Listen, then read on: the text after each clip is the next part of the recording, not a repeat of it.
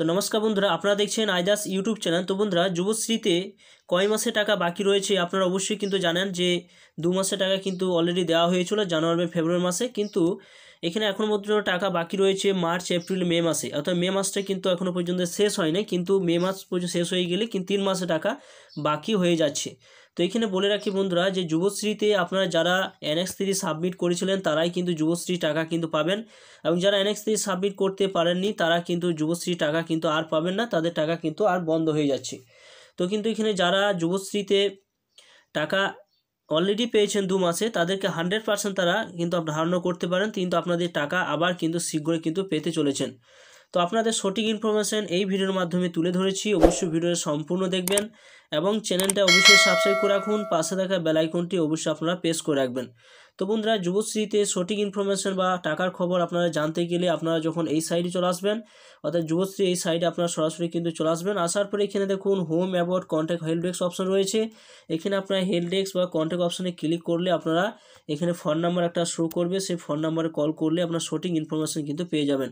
অনেক সময় কিন্তু বলা হয়েছে যে এই ফোন করলে কিন্তু সঠিক খবর কিন্তু পাওয়া যাচ্ছে না, তারা ভুলভাল খবর কিন্তু দিচ্ছে।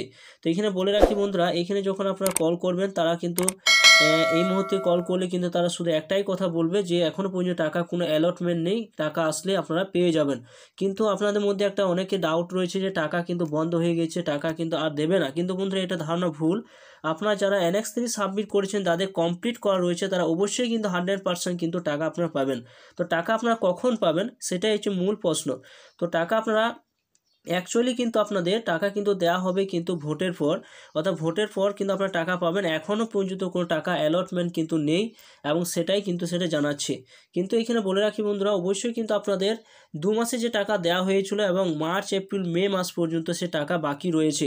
কিন্তু এখানে আপনারা যখন ভোটের পর কিন্তু এবারে আপনার NX3 সাবমিটের পর NX3 সাবমিট করার ডেটও কিন্তু আপনারা পেয়ে যাবেন। দেখবেন যখন আপনার অলরেডি কিন্তু 3 মাসে টাকা কিন্তু দিয়ে দেওয়া হবে, 3 মাসে টাকা দিয়ে দেওয়ার পর 1 মাসে টাকা কিন্তু বাকি রাখবে, তারপর NX3 সাবমিট করা কিন্তু একটা SMS প্রত্যেকে আপনারা পেয়ে যাবেন। যারা যুবশ্রীতে আপনারা টাকা পাচ্ছেন তাদের প্রত্যেকে মোবাইলে কিন্তু সেই NX3 সাবমিটের ডেট একটা SMS কিন্তু পেয়ে যাবেন।